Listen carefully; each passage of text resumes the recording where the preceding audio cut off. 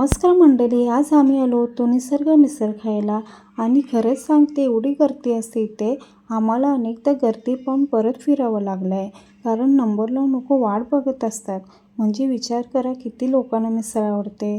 पण यावेळी मात्र आम्हाला संडेचा टाईम भेटला आणि काय सांगू, जरा जादूसारखं झालं. बिलकुल गर्दी नाही.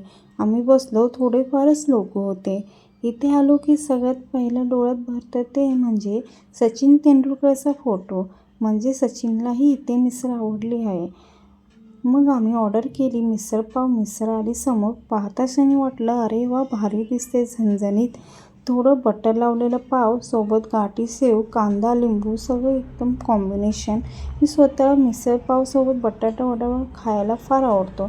मग एक वडा घेतला, मग त्याच्यात तरी टाकली, थोडी मिसळ मिक्स केली, मग घास घेतला. पण तरी खूप छान होते. आणि आता खरं सांगायचं तर आपली मराठी मिसळ जशी झणझणीत असते तशी ही नव्हती, कारण हॉटेल गुजराती लोकांचं आहे, त्यामुळे ही चव थोडी सौम्य होती, झणझणीत नाही. आणि हो, सचिन तेंडुलकरही आवडली आहे ना, तर नक्की ट्राय करायलाच हवी. तर मंडळी, हा होता आमचा निसर्गाचा अनुभव. तुम्हाला कुठली मिसळ आवडली ते सगळ्यात कॉमेंटमध्ये नक्की सांगा.